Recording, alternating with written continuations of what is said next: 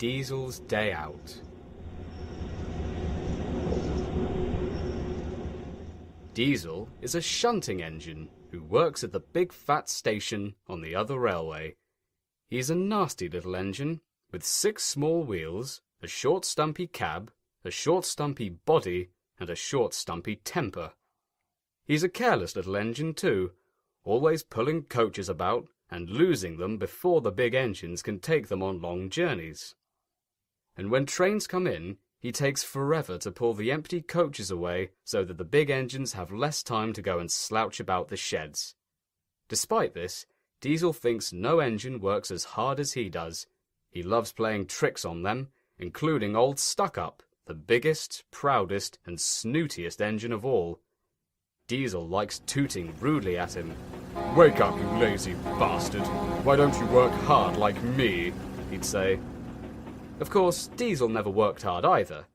In fact, he was a complete and utter slacker, but he was too up his own exhaust to ever notice this. One day, after pulling the big express, old Stuck-Up had arrived back at the sidings feeling very tired. He'd been working so hard that his train was only 20 minutes late. He was just going to sleep when Diesel came up in his rude way. "Wake up, lazy bastard! Do some hard work for a change. You can't catch me!" And off he ran, laughing. Instead of going to sleep again, old Stuck-Up thought how he could get back at Diesel. But he couldn't think of anything, so he stole an idea from a book his driver had read once. One morning, Diesel wouldn't wake up. His driver just couldn't make him start. The little engine had been up late the night before on a goods run, blaring his horn like crazy and keeping the entire town awake for kicks. Now he was fast asleep, and it was nearly time for the express. People were waiting, but the coaches weren't ready. The passengers were quite used to this, though. The coaches wouldn't have been ready yet even if Diesel was there. At last, Diesel started. A quick punch on the nose from his driver did the trick. "Oh dear, he yawned. He fussed into the station where old Stuck-Up was waiting. "Hurry up, you," said the big engine. "The masses are starting to make my eyes water. What a pong!" "Yes, well, my horn's completely hoarse, and I haven't had my 11 hours evil sleep," replied Diesel. "So shut up and don't rush me, you bossy blue lump." As he began sorting the coaches in a painfully slow manner, old Stuck-Up began making his plan. "Actually," he said, "I think I might." And almost before the coaches had stopped moving, he reversed quickly and was coupled to the train. "Get in quickly, riffraff," he tooted. The passengers grumbled to each other and complied. Diesel normally pushed behind the big trains to help them start. Well, he was supposed to, but he rarely did. In any case, he was always uncoupled first. This time, old Stuck-Up started so quickly that they forgot to uncouple Diesel. And by forgot, I mean the driver of a certain blue Diesel made a few well-placed bribes to the station staff. The big engine's chance had come.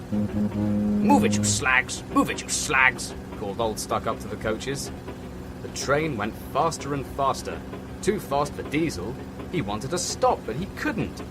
Actually, he wanted to shunt old Stuck-Up into a peat bog, but stopping would do just as well. "Toot, toot! Stop, stop!" he wailed. "Gotcha, gotcha, gotcha!" laughed old Stuck-Up. "You can't get away, you can't get away!" sang the coaches. Diesel tried to nut the coach in front of him, but she got him first. Devious Diesel was going faster than he had ever gone before. Come to think of it, so was old Stuck-Up. He was out of breath and his cheap wheels were starting to grind into powder, but he had to go on. "I'll never be the same again," he thought sadly. "My wheels will be bloody worn out." At last, they stopped at a station. The passengers cheered. Old Stuck-Up had been going so fast that his train was on time for the first time in 15 years. Diesel was uncoupled, and he felt very silly and exhausted. Next, he went on to a turntable, thinking of everyone laughing at him. Then he realized the turntable was broken, and he heard them laugh even harder. Growling, he gave up and ran onto a siding out of the way. "Well, little Diesel," chuckled old Stuck-Up, Now you know what hard work means, don't you? And he laughed loudly as his tired wheels promptly fell off. Devious Diesel couldn't answer. He had no breath. He just chugged slowly away to rest and had a long, long drink of the strongest oil available. He went home very slowly and was careful afterwards to be a lot more subtle when insulting old Stuck-Up from then on.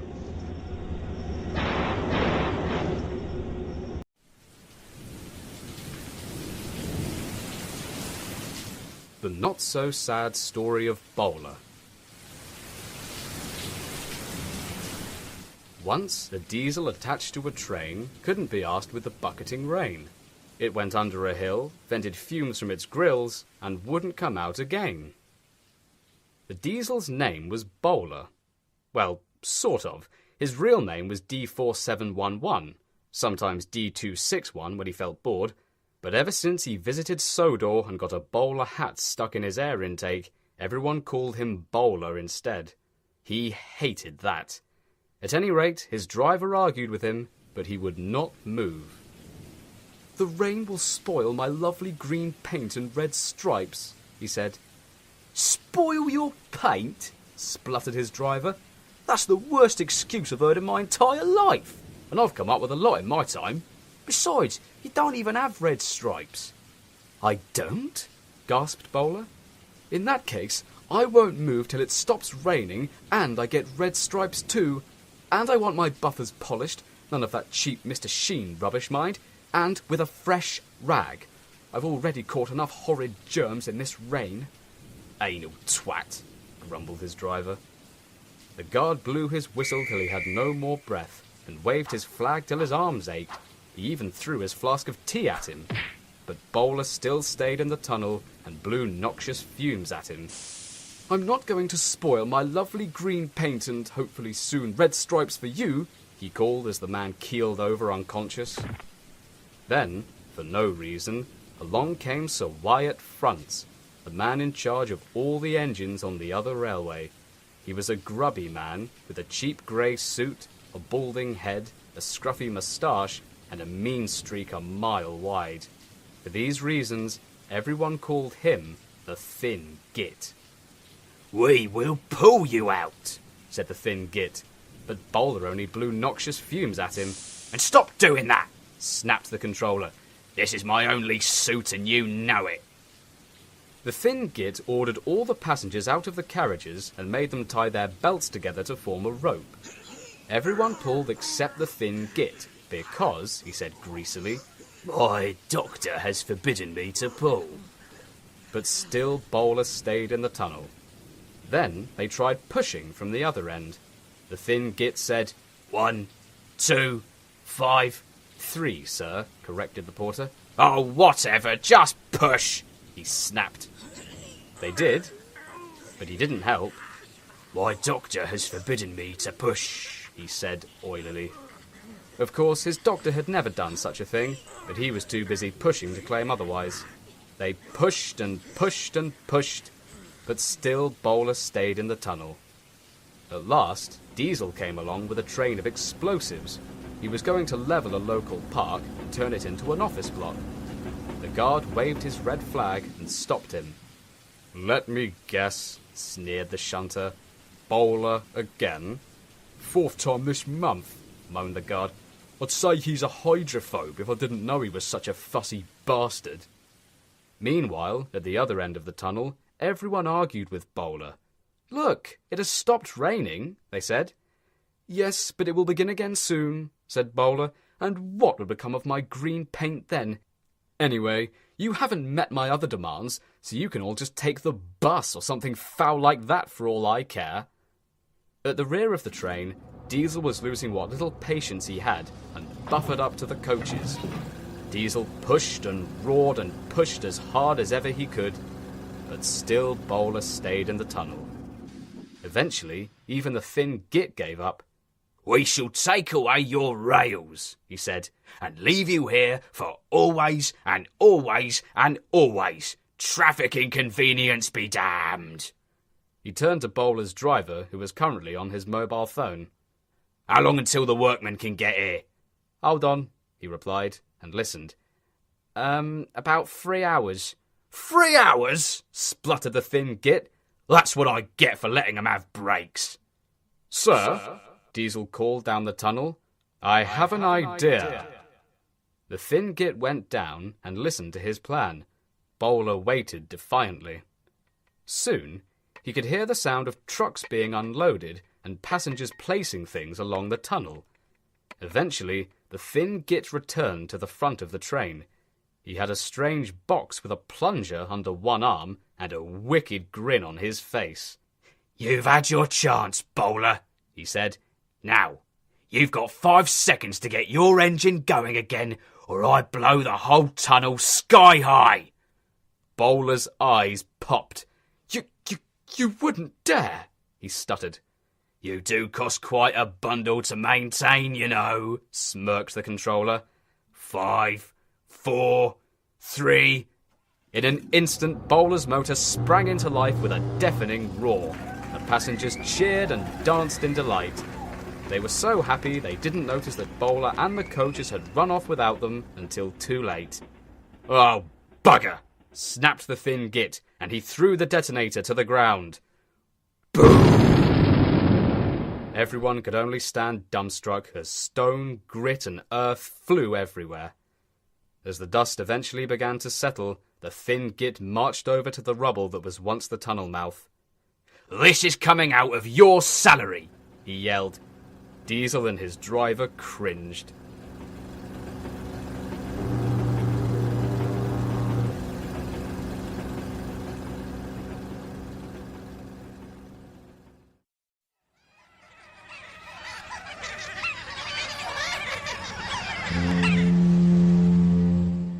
Spamcan sits back.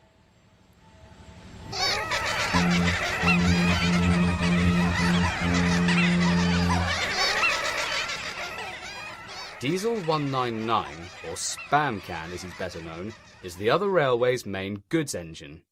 He is long and blue, and some would say he looks a lot like old Stuck-Up. However, Spamcan hates him, and hates the comparison. He even refuses to let the workmen clean or shave him, just so he won't look as much like him. Anyway, one day, Spamcan was coming back from the works. Some troublesome trucks had tricked him, and the goods engine had driven himself into the muesli factory. Now he was as good as new, but he was still angry about the trucks. I'd rather not use them bloody things, he grumbled to himself. But the trucks sang songs, rude and loud. Now, you're probably thinking, oh, he's a big engine, silly little truck song shouldn't bother him. But believe me when I say an other railway truck has a mouth like a drunken sailor. They were led by Scrappy, a rickety old ironworks truck. 199's a fucking twat, thinks he's fucking clever, think that he can fuck with us, that's the best shit ever. When the cocklord's over us, like that fucking Blair man, we just make him fucking crash. Bang goes old Spamcan. The other engines were shocked, mainly because the fuel depot got contaminated again the day before, and they all had terrible hangovers. Be quiet, they ordered. But they couldn't be everywhere, and everywhere they weren't, the trucks began again. At last, the engines gave up. We'll just have to live with it, they groaned. Thanks a lot, Spamcan. It wasn't my fault, protested Spamcan. They said there was a steam engine in there. You would have done the same. But the other engines just ignored him. One member of the railway, however, did feel sorry for Spamcan. The brake father was once a goods diesel, until his driver thought having a smoke in the oil refinery would be completely harmless. Most of him was salvaged, though, and now he spends his days as a brake van, acting as a conduit between the diesels and the trucks. One morning, he spoke to Diesel. The shunter hadn't slept all night because of the trucks singing, and was bashing his wagons about something awful. I am worried, Mr. Diesel, mumbled the brake father. This disrespect for engines. Where is it going to end? About 10:30, said Diesel sleepily. I have a plan, Mr. Diesel. May I stay here today and help Mr. Spamcan? I believe I owe him a favor after that, unsavory incident with the prune train. And get yourself some caffeinated oil while you're at it. Tell the workmen I sent you. That's nice, yawned Diesel, and switched track to take him to Spamcan. Soon, the Brakefather was explaining his plan to the two engines. Good God! Exclaimed Diesel, caffeine now flowing freely through his system. How in buggery could that help Spamcan? But Spamcan interrupted. Now, Diesel, he's right, he said. I was a stupid bugger. It's really my fault. I've got to put this right. But his plan makes no sense, protested the shunter. I mean, do you know anywhere around here that looks like it could sell you a flamethrower? And how could you even operate it? You don't have any hands. Driver could do it, reasoned Spamcan. Diesel snorted. Your driver? The man who needs labels on your doors just to get inside? Flamethrower indeed. All right, said the Brakefather. So it is not my finest strategical maneuver. We will simply go with my plan B is all. Oh, whatever, grumbled Diesel. I don't have time for this. I've got coaches to bump. Good day. Yeah, called Spamcan gruffly, but he felt dreadfully nervous inside. Or was it the dodgy fuel again? Spamcan marshalled the worst trucks 2 by 2. The workmen were all up in the signal box watching the football match, so the Diesel wouldn't be disturbed. That is the way, Mr. Spamcan, whispered the Brakefather. And if you leave that Scrappy until last, he will be behind you. Just do as I say, and your vendetta shall be successful. At last, all the worst trucks in the yard had been arranged in one long line, with Scrappy leading the way. Spamcan backed down, and his driver coupled them up, but not without briefly getting tangled in the chains himself. Push him, whispered Scrappy. Pass it on. The silly trucks giggled, but Spamcan felt determined. Revenge was burning in his engine, and his wheels gripped splendidly on the gritty rails. I'm ready, Brakefather, he said bravely. It's payback time. That is the spirit, cheered the Brakefather. Now, out with the claw. What? Do it. Out with the claw. Now. Again. What? Do you not still have that oversized grabbing claw? You bloody idiot, snarled Spamcan. I'm not the one with a ruddy pincher. What the hell were you There was a loud scraping noise. The Diesel's brakes had jammed. Oh, brilliant, he growled. See what you made me do, you senile shed on wheels. Oh, came a voice. I don't like this.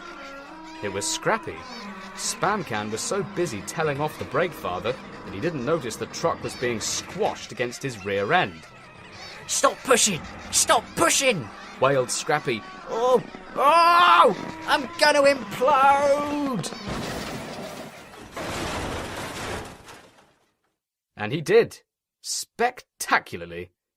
Then there was trouble.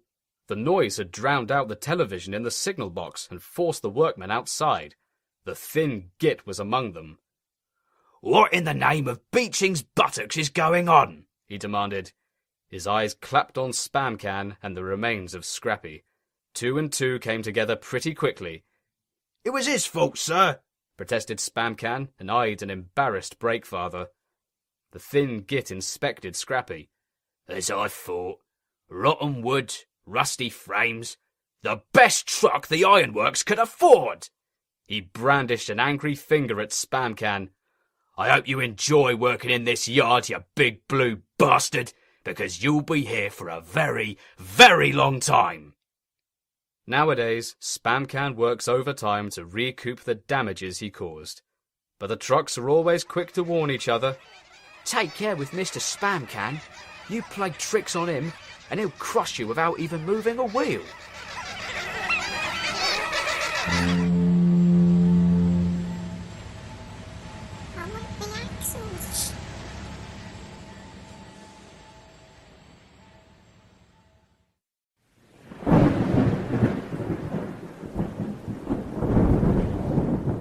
Derek's Daring Do.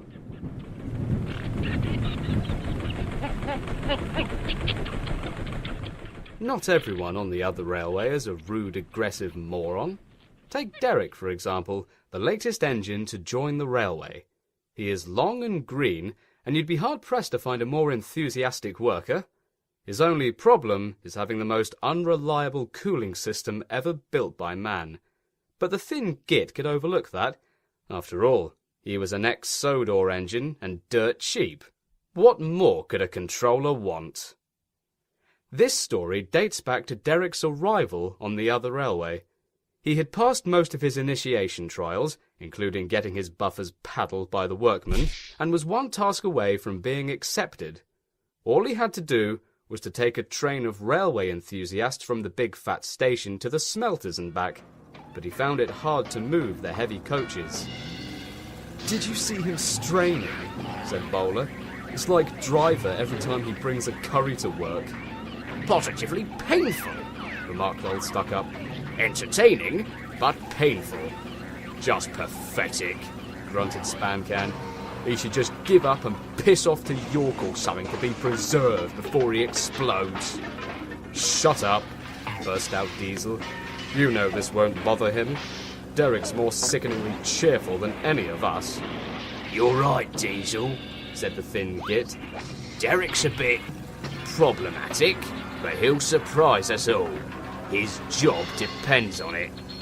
I've done it, we're off! I've done it, we're off! Said Derek, as he finally rolled out of the station with a mighty growl.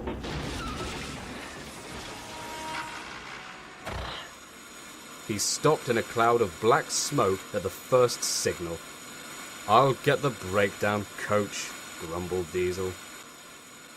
One repair and several stalls later, Derek made it to the smelters.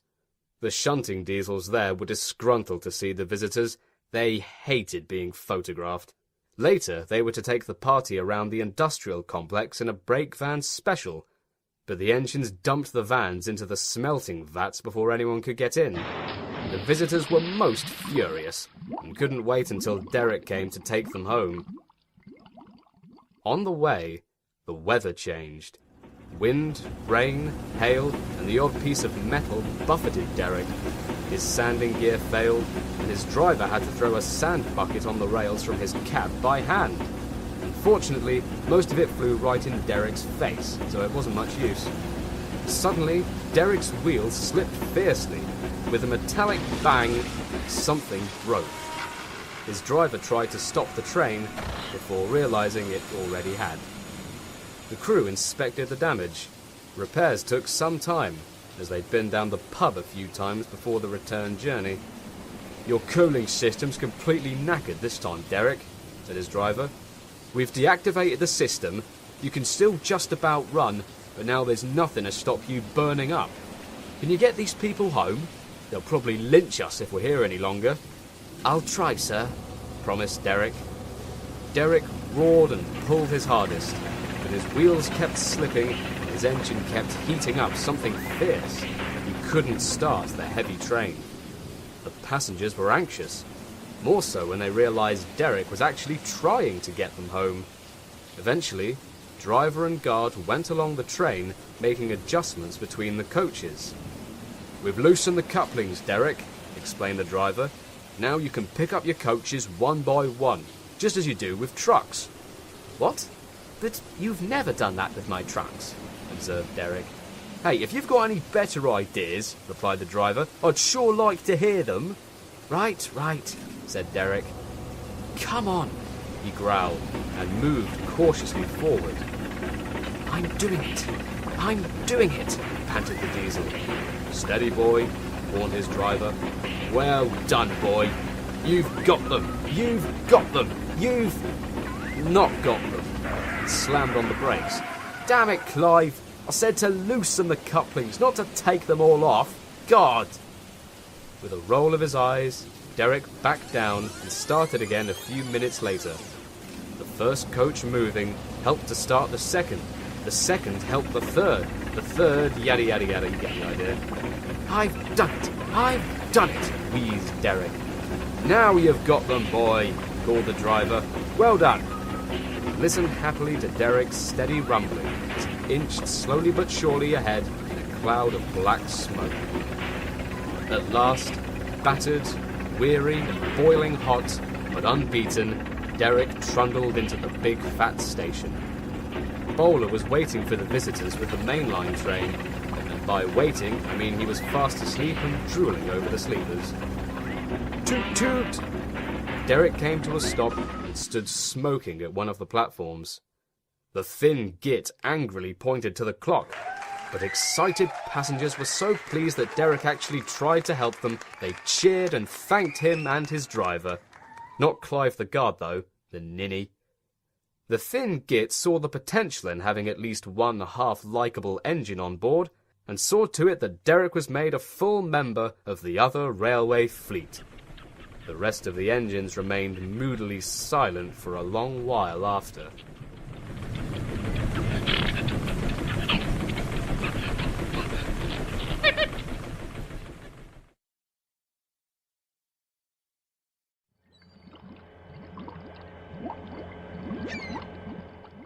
Old Muck-Up. Old Stuck-Up was loafing in a siding. Sometimes, he thought, it's really tiring to be such a large and splendid and smexy engine. One does have to keep up appearances so. Toot toot toot toot toot! Hello, fuckface, called Bowler. What cheek! Spluttered Old Stuck-Up. That bowler is too big for his wheels. Fancy speaking to me like that. Me, who has never had an accident. You mean crashing through a shed wall doesn't qualify as an accident these days? Smirked Diesel, sidling alongside. Shut your exhaust, snapped the Blue Diesel. That was merely high spirits. Might happen to any engine. But sucking rubbish into your air intake like Bowler did, well, I ask you, is it right? Is it decent? Hey, get back here. I was actually asking you. Then it was Bowler's turn to take the express. Old Stuck-Up watched him slowly getting ready, much to the passengers' chagrin. Be careful, Bowler, he called. You're not on Sodor anymore. Mind you watch what you suck up today. Bowler went off in a huff, while Old Stuck-Up yawned and went to sleep. But not for long. Wake up, you, ordered his driver. The sewage train's ready, and we're to pull it. Old Stuck-Up's eyes flew open. Is it coaches or trucks? Asked the Diesel weakly. Trucks, of course, you idiot, replied the driver. Trucks? Spluttered Old Stuck-Up. Peh! I'm a passenger, Diesel. Why do I have to pull garbage? Because you're the only one sitting on his buffers doing bugger all right now, retorted his driver. Now come on. No. The big engine kept on making his motor stall, so Diesel had to push him all the way to the industrial district. I won't go, grumbled Old Stuck-Up. Don't be a twat, grunted Diesel. At last, Old Stuck-Up was at the sewage plant. The movement had shaken his motor. It was now humming nicely and making noxious fumes. As Diesel scurried away, the big engine looked around. The whole yard was filled with thick gases and foul odours. The worst of all came from behind him, where the sewage train was sitting. Old Stuck-Up was cross and sick, and didn't care what he did. He waited until his driver switched him on again. I'll show them, he hissed. He jerked forward to try and break something, but instead knocked his driver right out of the cab and kept on going. Old Stuck-Up couldn't stop himself. He crossed over several tracks, crashed through a siding, and slithered face first into a river of raw sewage. Ow, shit! He hissed. He tried to call, Get me out! but he kept swallowing mouthfuls of industrial waste as he did so. Not a hope, said his driver. You're stuck, you sodding great idiot. Don't you understand that? He barged into the nearest signal box. The signalman was too engaged in his copy of The Sun to notice, and telephoned the thin git. What's that you say?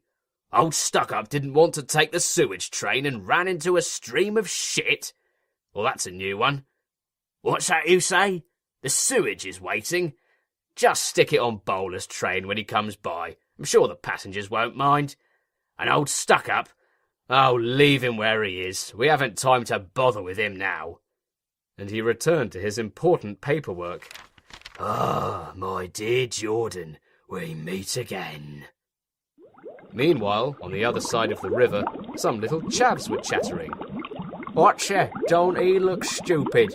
They won't be getting him out, eh? They began to rap. Shitty old stuck-up fell in the shit, fell in the shit, fell in the shit. Yo, shitty old stuck-up fell in the shit all on a Monday morning, innit? Old Stuck-Up lay in the river all day. His vents and intake were filled to the brim with raw, stinking, liquidated rubbish. Oh dear, he thought. I shall never get out. More importantly, I shall never get rid of this stench. Ugh. But that evening, workmen lifted Old Stuck-Up and made a road of rotting sleepers under his wheels to keep them from the sewage. But they broke and he fell in again. Instead, cheap ropes were fastened to his back, and Spamcan and Bowler, pulling half-heartedly until they were promised extra oil rations, managed to bring him to safety. Late that night, Old Stuck-Up crawled home again, a sadder, wiser, and smellier engine.